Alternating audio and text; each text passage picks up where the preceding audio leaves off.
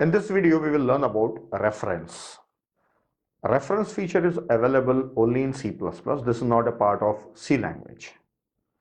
So let us understand reference.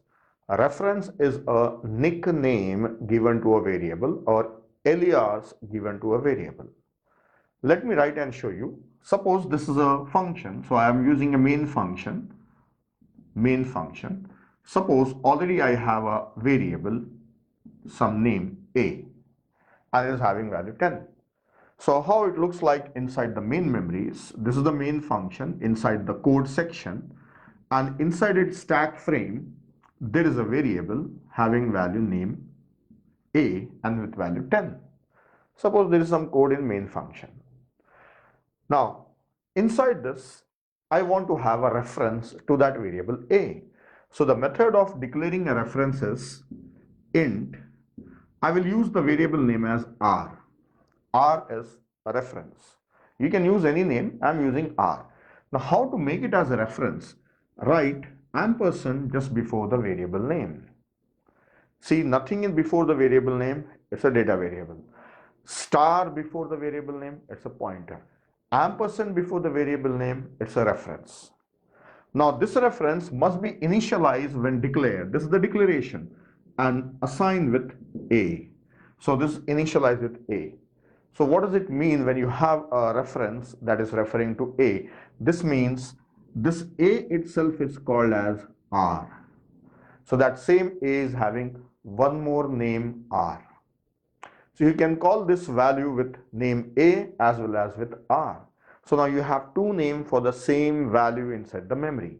So it means if that variable A is occupying 2 bytes of memory, let us say 200 is the address and 201 2 bytes and value 10. Now what is the address of A? 200. What is the address of R? That is also 200.